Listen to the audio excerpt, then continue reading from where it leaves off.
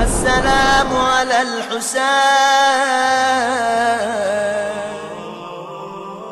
وقت امتحان آتا، حسین کی فوج کا کوئی سپاہی ٹوٹ کر یزید کے لشکر میں چلا جائے، سمجھ میں آتی ہے بات.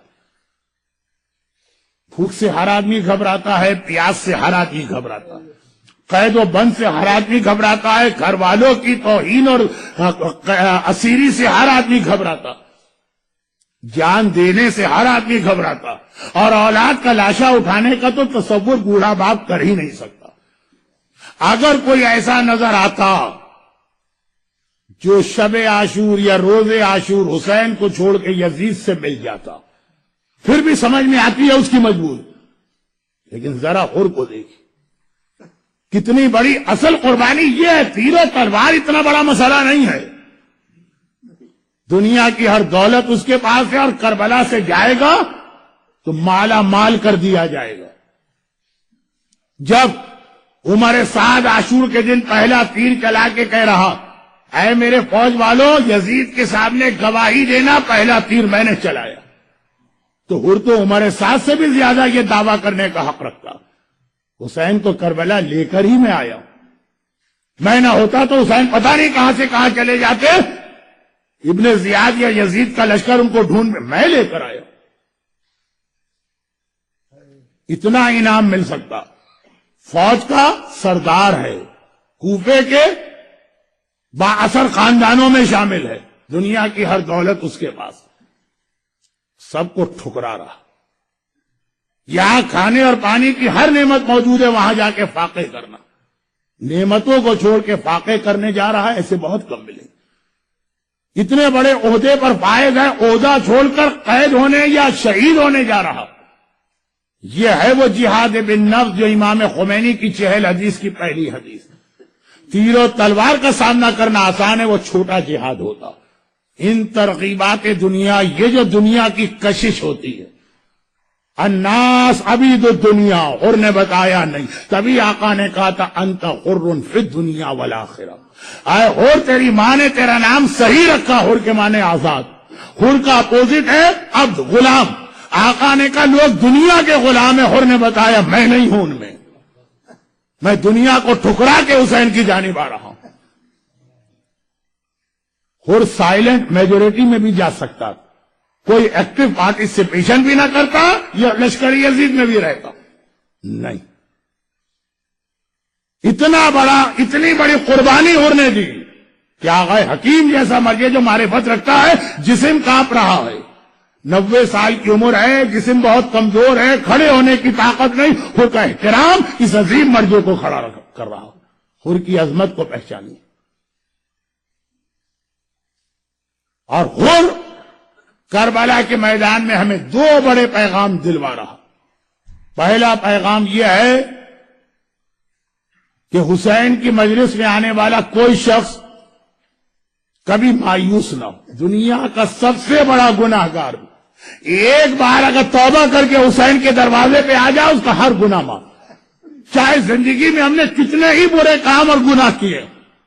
اور قیامت تک کے لیے امید کی ایک مشعل، یا امید کی ایک کرن، یا امید کی ایک شمع. ہم نے تو عام زندگی کے اندر گناہ کیے ہوں گے، اور تو وہ ہے جس نے سب سے پہلے زینب کبریٰ کو رلایا. یہی تو جملہ ہے نا کہ ایک قافلہ، مسافروں کا قافلہ ہے، وہ شہر کوفہ کی جانب جا رہا، اس کو بیچ میں روکا جاتا، اور روکا بھی اس طرح جاتا ہے فرزند رسول، اب آپ یہاں سے اپنی مرضی سے آگے نہیں جائیں. جیسے ہی حر نے آقا حسین کے گھوڑے کی لگام پہ ہاتھ ڈالا، باقی تو لوگ ابھی سمجھ بھی نہ پائے کیا ہو رہا ہے. زینب کی محمل سے زینب کے رونے کی آواز آنے لگی. زینب عالمہ غیر معلمہ، زینب کو کربلا کے واقعے کی ساری تفصیلات بچپن میں بتا دی گئی ہیں. زینب کو اس کے بابا نے یہ بھی بتایا تھا کہ جب یہ قافلہ رکے گا بس سمجھنا وہیں سے کربلا شروع ہوگا.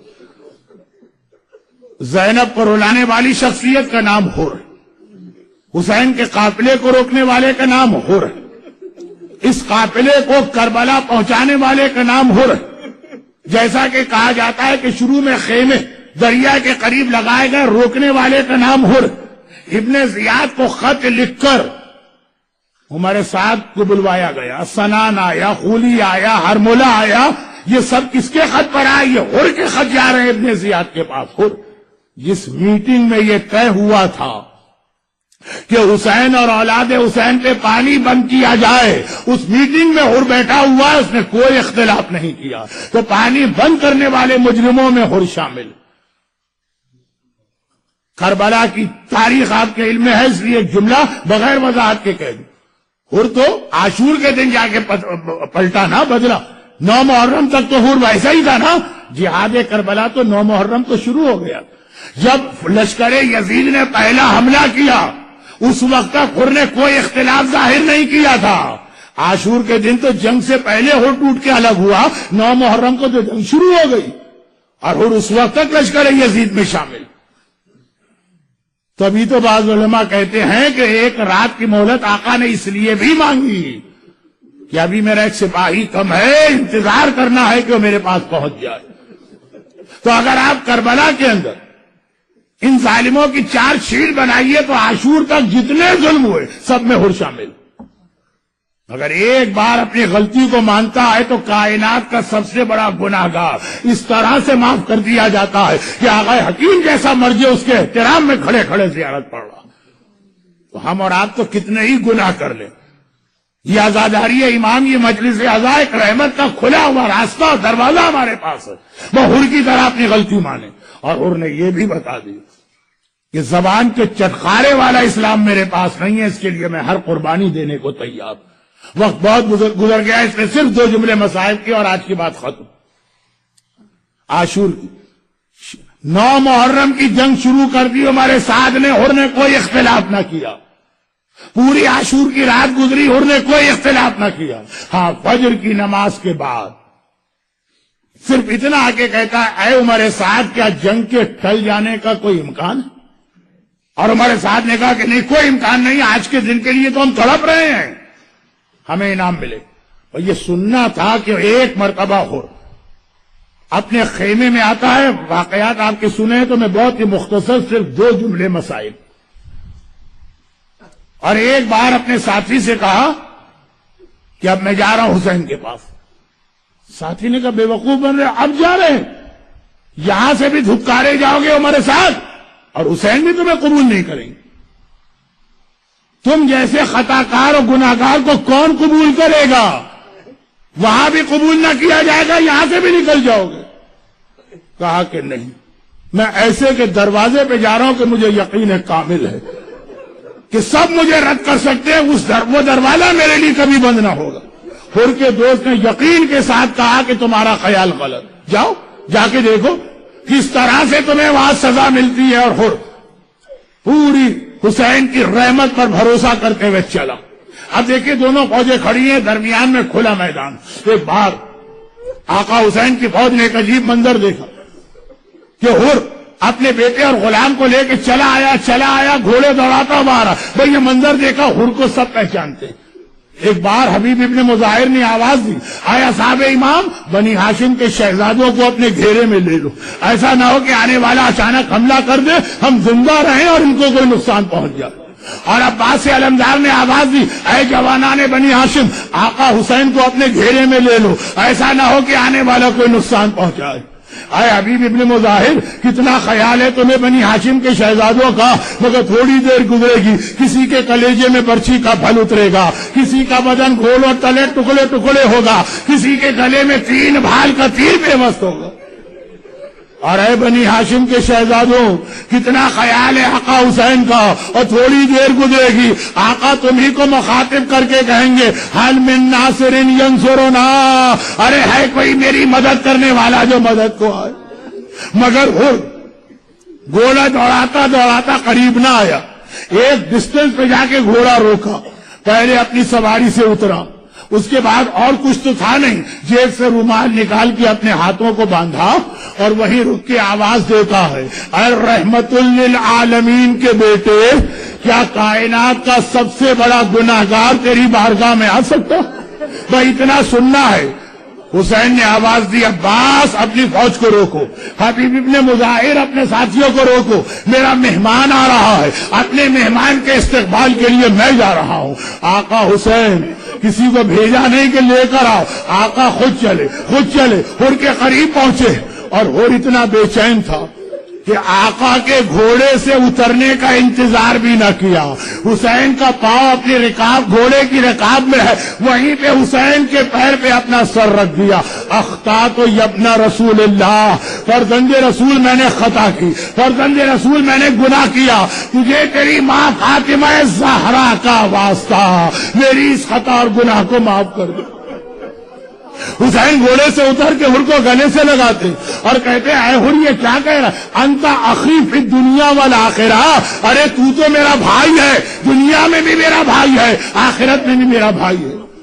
میرے ایک استاد ایک جملہ مصائب میں پڑھتے، یہ جملہ سنا، سارا لشکر حسین اپنی سواریوں سے اتر آیا، ارے حسین کا بھائی زمین پہ پیدل کھڑا ہو اور ہم سواری پہ بیٹھے رہے، بڑا شاندار استقبال ہوا۔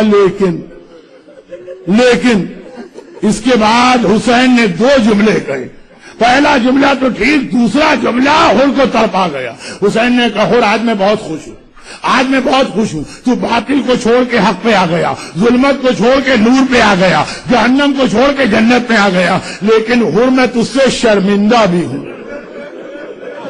ارے میرا آقا ہر سے کہہ رہا میں تجھ سے شرمندہ بھی ہوں۔ اور شرمندہ کس بات پر؟